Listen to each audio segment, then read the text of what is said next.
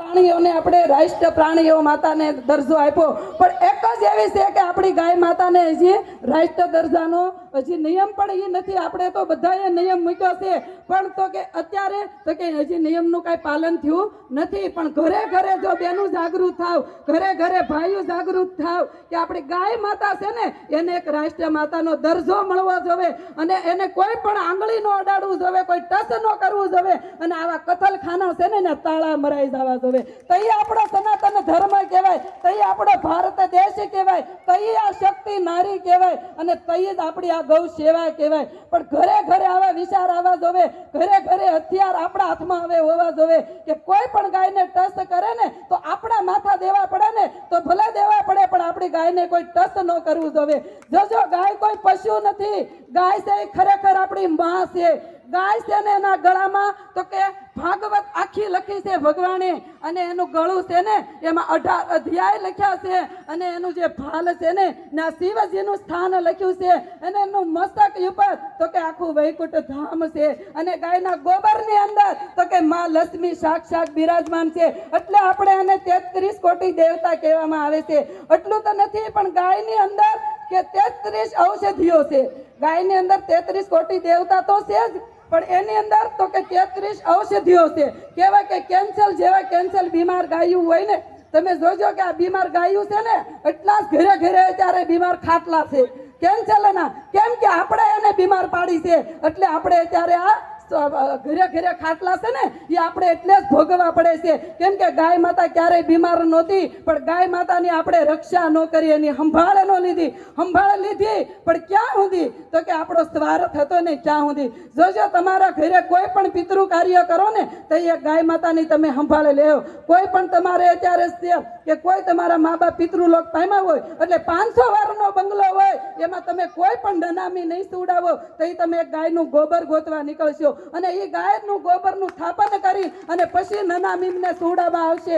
કેમ કે એમાં માં લક્ષ્મીનો સાક્ષાત બિરાજમાન છે ને, એટલે લક્ષ્મીના ખોળે આ ખોળિયુંને અર્પણ કરવામાં આવે છે. તો આવા સમયની અંદર જ માને યાદ કરવાની કે તમારી ઘરે કોઈ પણ પિતૃ કાર્ય કરો, કોઈ દીકરીના તમે વિવાહ કરો તો કન્યાદાન દેવામાં હોય તો તમને ગાય યાદ આવે. કોઈ પણ શુભ કાર્ય કરો તો તમારે ગળમૂત્રની જરૂર પડે, તો ગાયના ઘીની જરૂર પડે, ગાયના સાણની જરૂર પડે, અને પછી સમય આવે તો ગાય માતાને બધા ભૂલી જાય. પછી કોઈ ગાય માતાને ગૌશાળાની અંદર કોઈ જાતું નથી, આંગણે આવી તો કોઈ એને વેદના સાંભળતું નથી, કોઈના આંસુડા લૂસતા નથી. પણ આપણે સ્વાર્થી સવી, પણ ગાય માતા ક્યારેય સ્વાર્થી નથી. એ જ્યારે તમારી જરૂર પડે ને ત્યારે આ ગાય માતા તમને સપોર્ટ કરતી હોય, અને આ ગાય માતાનું તમને સાણ પણ નવા લીવર બની જાય છે. અમે તો એવા દાખલા જોયા છે કે જેને લીવર ખરાબ થઈ ગયા હોય ને એને ગાયનું સાણ ખવડાવો ને તો નવા લીવર થઈ જાય છે. એનું ગળમૂત્ર પીવાથી કેન્સર જેવા રોગ મટી જાય છે.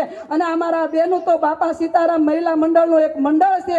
કોઈ પણ ગૌશાળાની અંદર ફોન આવે ને તો આ બેનું સેવા માટે હાજર હોય. આ બેનું બપોર વસાળે 3 કલાક બધી ગૌશાળાની અંદર સેવા આપે છે, અને રાતની ધૂન સત્સંગ કરે છે, દિવસને ધૂન સત્સંગ કરે. આ બેનુંનો એક દિવસની ઘરે સેવા ન હોય. હું તો બેનુંને ઘરે ઘરે એમ કહું છું કે આ બેનું 2 વાગ્યા સુધી રાતે મોબાઈલ ઘૂમડે છે, દિવસે 4 વાગ્યા સુધી ઘૂમડે છે, પણ એ સમય આ ગૌલી ગાયને આપશો ને એટલે આપણી ગાય ક્યાંય પણ દુઃખી થવા નહીં તમને જોવા મળે, રોડ ઉપર નહીં જોવા મળે. અને આવા હું તો એમ કહું કતલખાના વાળા છે ને તાળા મારીને વૈયા જવા જોવે. પણ ક્યારે? તો કે આપણે જાગૃત થાવ ને તો ભારત દેશની અંદરથી બાય ક્યાંય આપણી ગાય નીકળશે નહીં. પણ ક્યારે કે ખૂણે ખૂણે ઉભા રહ્યો તો કોને બાપની તાકાત છે તો આપણી ગાય માતાને હાથ અડાડીએ કે નકર આ ગાયની વેદના તમે કોઈ જોઈ નથી.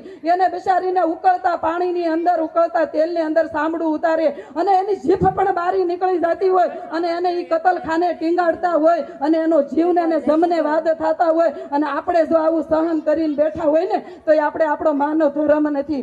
જો આપને ભગવાને એટલી બધી શક્તિ આપી કે ભગવાન પાસે જેટલો ખજાનો હતો ને એ બધો ભગવાને માણસને જ આપ્યો છે. શક્તિ, બુદ્ધિ, જ્ઞાન બધી વસ્તુ આપણને ભગવાને આપી દીધી છે. એ તો એક અબોલ જીવ છે, અને એટલે ભગવાને આપણને બધું આપ્યું છે કે આ લોકોને હું મનુષ્ય અવતાર આપું ને તો આવા કોઈક દુખિયાના આહુડા લૂસશે, આવી ગૌ સેવા કરશે, અને આ એની વેદના જાણશે. એટલે તો આપને શક્તિ આપી છે, જ્ઞાન આપ્યું છે, બુદ્ધિ આપી છે, બધું આપણને ભગવાને એનો ખજાનો આપી દીધો. પણ આપણે ક્યારેય ભગવાન માટે આવો વિચાર નથી કર્યો કે ભગવાન તો એમને એટલો બધો 8 કરોડનું આપણું શરીર છે. કેટલું?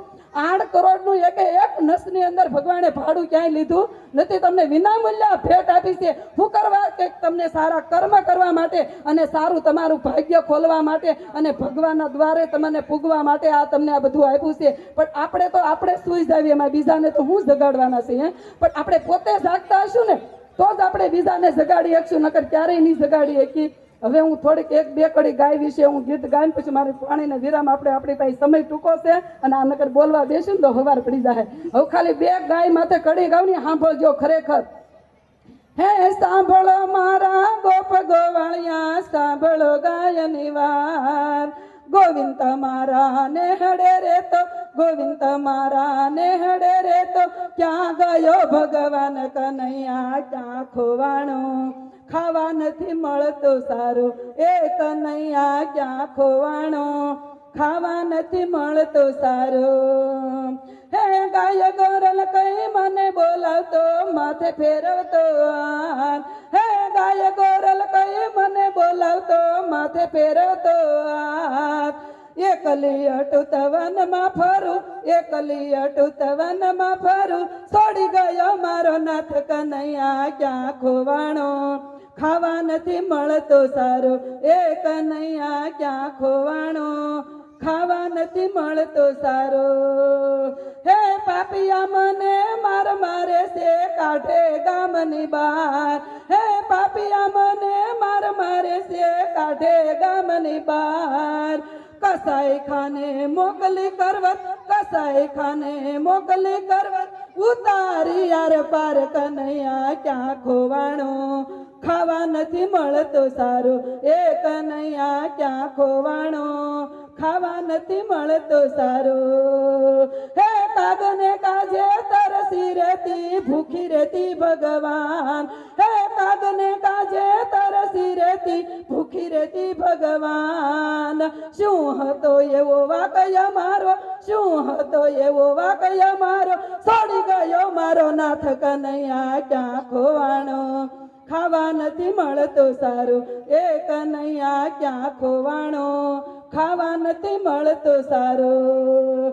એ વિઠ્ઠલ હવે વેલો આવજે, સાંભળી મારો પોકાર. હે વિઠ્ઠલ હવે વેલો આવજે, સાંભળી મારો પોકાર. હે કબીર કેસે પીતમ પ્યારા, કબીર કેસે પીતમ પ્યારા, વેલી કરજો વાર કનૈયા, ક્યાં ખોવાણો?